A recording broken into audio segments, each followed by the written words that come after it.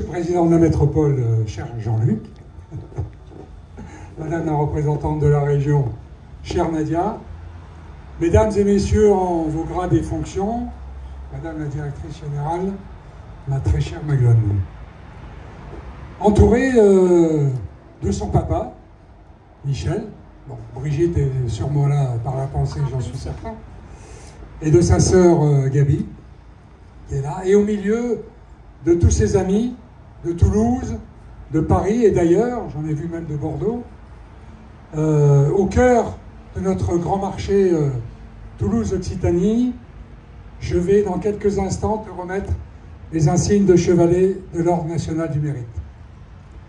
À ce titre, je vais en quelques mots faire l'éloge d'une femme d'exception qui, depuis sa plus tendre enfance, s'est engagée pour des causes nobles et altruistes qui lui valent aujourd'hui cette distinction nationale. Maglone est née à Montpellier le 17 avril 1985 et a vécu son enfance au sein du domaine agricole que ses parents exploitaient depuis 1979, après leurs études à Paris où ils s'étaient rencontrés. Elle avait une proximité forte avec ses grands-parents paternels aussi, qui avaient pris leur retraite dans le mas familial et qui passaient beaucoup de temps avec la jeune Maglone. Bon, Maglone a très tôt aidé à l'exploitation familiale. Elle aime l'agriculture. Enfant, elle adorait tellement accompagner son père sur son tracteur qu'il a été obligé d'installer une caisse de fruits et légumes sur le capot pour pouvoir l'emmener avec lui. Donc, vous voyez, déjà très jeune.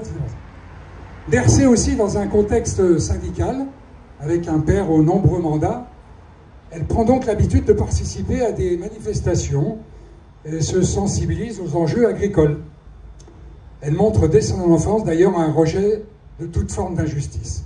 Et ça lui restera tout au long de sa vie, en tout cas jusqu'à ce jour. Ce goût précoce pour l'action collective l'amène même, mais ça, bon, il y a prescription maintenant, à organiser des mouvements de contestation et des manifestations dans son collège. Ce qui lui vaut un certain nombre d'heures de colle et qu'elle est obligée de reporter à l'année d'après parce qu'elle n'a plus de place dans son agenda. Ça n'a pas changé. Voilà. Bon, après ses études à Paris, c'est sans surprise qu'elle intègre, bien sûr, la FNSEA, aux côtés de ses deux mentors de l'époque, Xavier Belin et Jean-Michel Métayer. Après quelques années passées au sein de cette puissante organisation syndicale, où elle fait ses premières armes, elle rejoint la Sébaris, société de gestion du marché de Rungis, comme plume et conseillère agriculture du président Layani, qui lui confiera un peu plus tard les destinées de la Fédération des marchés de gros, dont elle sera une très active secrétaire. J'ouvre une petite parenthèse pour Stéphane Layani, qui bien sûr aurait aimé être présent ce matin et même avoir le micro à ma place. Malheureusement, il est retenu à Paris pour une fonction tout aussi importante, puisqu'il est le parrain du village de la Cité internationale de la gastronomie qui se déroule sur 3 jours à Paris. Donc il s'excuse, il félicite bien sûr Maglone pour son action, et vous savez que le président Layani a toujours un œil bienveillant et vigilant à la fois sur le mine de Toulouse et aussi sur sa directrice générale. Voilà. Donc, à l'été 2017, d'ailleurs, ça me fait une belle transition, sur proposition de son actuel président, elle prend à 32 ans la direction générale du grand marché Toulouse-Occitanie, centrale d'achat, des commerces de proximité et de la restauration. Ces coulisses de notre alimentation permettent d'approvisionner 1 million de personnes quotidiennement et s'argue désormais d'un chiffre d'affaires de plus de 400 millions d'euros. Épaulée par son président, elle a en 5 ans réalisé le redressement d'un marché en difficulté à son arrivée, en réalisant une croissance de plus 170% et plus 60% le nombre de locataires du marché. C'est quand même une performance exceptionnelle. Et à notifier, vous avez le droit d'applaudir si vous voulez.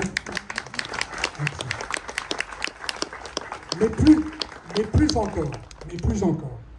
Elle crée avec ses équipes un écosystème à la fois performant économiquement, mais surtout bienveillant socialement, ce qui lui tient particulièrement à cœur. Féminisation, inclusion, solidarité sont pour elle des valeurs fortes, pour ne pas dire essentielles. Toujours passionnée d'agriculture, elle reprend une partie de l'exploitation familiale et après avoir suivi un cursus de marketing du vin, elle crée son activité de négoce et de production viticole à la rentrée 2019. Pour ceux qui ne le sauraient pas, ça s'appelle Rouge Tanin. Et je pense que, ouais, ça a bien irrigué jusqu'à Toulouse. Son père l'y rejoint en 2020, année où elle obtient le Wine Set 2 de l'Académie du vin et des spiritueux. Bon, depuis, Michel, c'est un peu de l'activité, mais néanmoins, il continue quand même, lui aussi, à avoir un œil bienveillant. Voilà. En 2020, elle devient sous la houlette du Premier ministre Jean Castex et aux côtés de Guillaume Gomez, ambassadeur de la gastronomie française auprès du président de la République, membre du comité de pilotage pour l'année de la gastronomie. Par ailleurs, son altruisme et son dévouement l'amènent à s'engager bénévolement au sein de nombreuses associations sportives et caritatives. Elle est secrétaire de l'association Les Bancs Publics, qui apporte un soutien moral et culturel au SDF, présidente du Club Ouse, association toulousaine des dirigeants alliant sport et business, dédiée aux chefs d'entreprise toulousains, administrative de Solal, association qui facilite le don des produits agricoles à destination des associations d'aide alimentaire, et désormais membre du bureau de Solal Occitanie. Également engagée au sein du bureau MEDEF 31 en charge de l'alimentation et du sport, elle crée, sous cette égide, en 2021, l'école Tremplin du sport, hébergée par le CFA de Blagnac, qui propose des formations gratuites, diplômantes, à des personnes éloignées de l'emploi, dans les métiers de l'accueil, de la vente, de la logistique, dans le secteur sportif et au-delà. C'est pas fini. Elle fonde et préside depuis 2022, la Maison du sport au féminin, qui lutte pour l'égalité homme-femme dans le sport amateur comme dans le sport professionnel. Enfin, en 2020, vous pouvez, mesdames, les messieurs, en 2023, elle prend aux côtés de Thomas Fantini la coprésidence du CFA de Blagnac et s'occupera main dans la main avec ce dernier à la fois des questions d'attractivité du centre de formation, mais également du développement de ce dernier. La même année, elle intègre le bureau de Solia, premier réseau associatif national du secteur de l'amélioration de l'habitat, avec l'objectif de maintenir et d'améliorer l'accès à l'habitat des personnes défavorisées, fragiles ou vulnérables. Dans tous ces engagements, elle cherche à réduire au mieux les inégalités sociétales et professionnelles et permettre à tout un chacun de bénéficier de l'égalité des chances. Profondément révoltée, comme je vous le disais, contre toute forme d'injustice, intelligente, sensible, persévérante, il est difficile pour elle de ne pas s'engager et de fédérer autour d'elle les personnes qui partagent ses valeurs pour faire bouger les lignes. Elle reçoit d'ailleurs en 2019 la médaille du mérite agricole et elle est depuis 2020 réserviste citoyenne de la gendarmerie.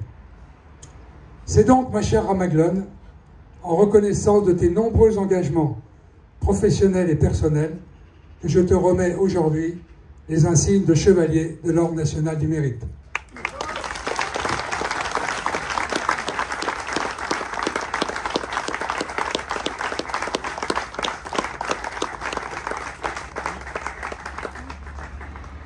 Maglone Pontier, au nom du président de la République et en été qui nous sont confiés, je suis venu aussi conférés, je vous fais chevalier de l'Ordre national du mérite.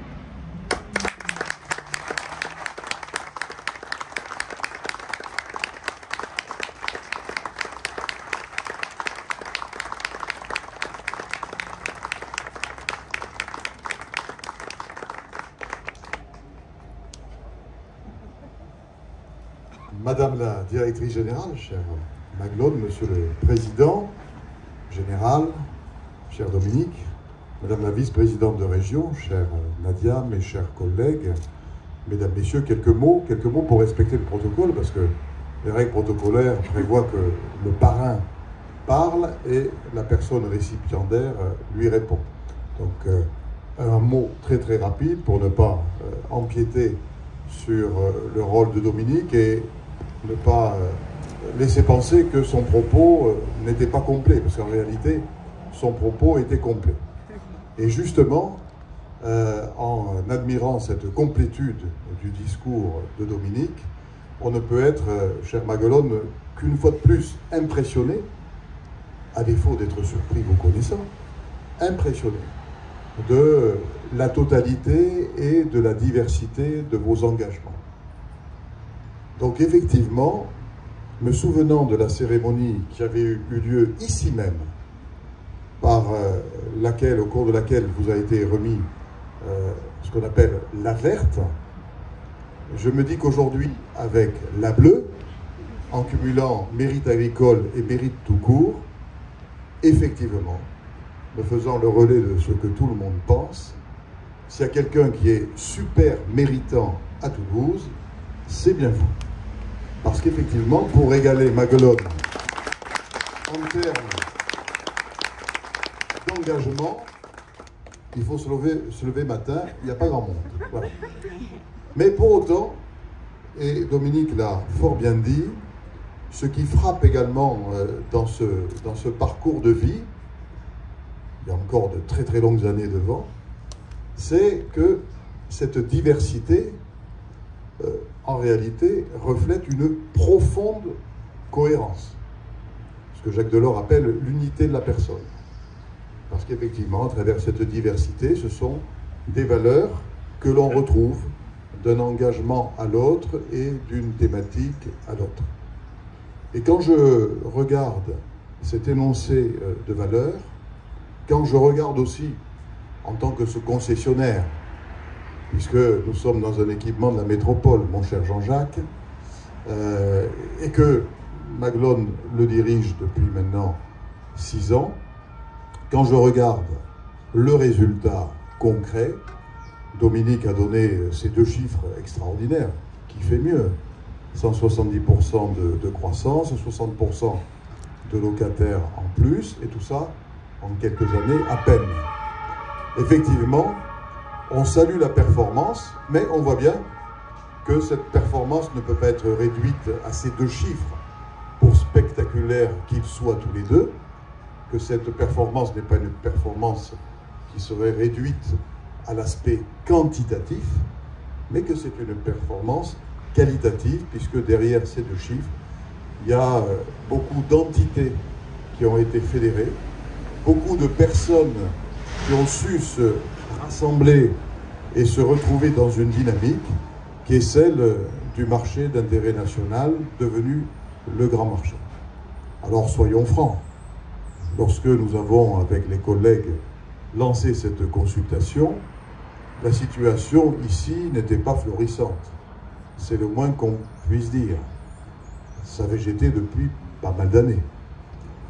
Comme quoi, je le dis à ceux qui prônent la régie publique, la régie publique, ça peut être très bien, je peux vous citer des cas de régie publique qui marchent très très bien, mais il faut se garder de tout aspect idéologique lorsque l'on traite cette question et reconnaître que parfois aussi la régie publique, ça ne marche pas aussi bien qu'une approche différente. Et là, en faisant appel à la Cémaris et en accueillant Maguelone pour être dans cette mission, effectivement, la performance a été là. La performance a été là, sans pour autant perdre de vue, c'était important pour nous les élus, l'approche d'intérêt général. Il ne s'agissait pas de privatiser à tout crin et d'être dans une logique privé, rentabilité. Il s'agissait d'équilibrer, et c'est le rôle de l'économie mixte, d'équilibrer le privé, le public, de conjuguer l'intérêt général avec les projets que chacune et chacun, à travers son entreprise, développe ici. Et cet équilibre, cette complétude, vous l'avez parfaitement réalisé. Et je trouve extrêmement symbolique que cette cérémonie d'aujourd'hui se déroule alors que ce soir sera donné le coup d'envoi de cette Coupe du Monde de rugby qui nous parle tant et qui, pour vous aussi, est extrêmement signifiante puisque non seulement vous avez redressé la situation, vous avez donné à la vérité une nouvelle vie à l'ancien marché d'intérêt national, mais vous avez veillé tout le temps à faire en sorte que cet outil et cette démarche soient en résonance permanente avec la cité, au sens grec et romain du terme, c'est-à-dire avec l'environnement sociétal pour employer un engagement beaucoup plus contemporain. Et effectivement, comme maire, comme président de la métropole, je suis extrêmement sensible et mes collègues sont extrêmement sensibles à cela, c'est-à-dire que cet équipement s'est développé, s'est ouvert et vous avez été au rendez-vous d'un certain nombre d'événements et d'enjeux de la ville d'aujourd'hui. Donc oui, véritablement, et je ne vais pas développer davantage un propos qui a été parfaitement illustré par le président Batani, oui, véritablement, cette bleue, vous la méritez, c'est une bonne décision, et en même temps, je le dis souvent lorsque je participe à des cérémonies de décoration, quand on décore quelqu'un, bien sûr, la nation exprime une reconnaissance, et nous, pouvoirs publics locaux, nous corroborons cette reconnaissance, mais en même temps, on donne à voir un exemple. Quand on porte une décoration, c'est pas simplement pour son ego et qu'on est bien content parce qu'on a été remarqué, c'est aussi une invitation pour les autres à être dans ses valeurs, dans ses projets et dans la notion d'intérêt général qui, dans les temps actuels, à l'heure où notre société est rongée par l'hyper-individualisme, n'est pas toujours dans ce que nous rencontrons au quotidien. Donc, une reconnaissance et un exemple. Bravo et merci encore Maguelone.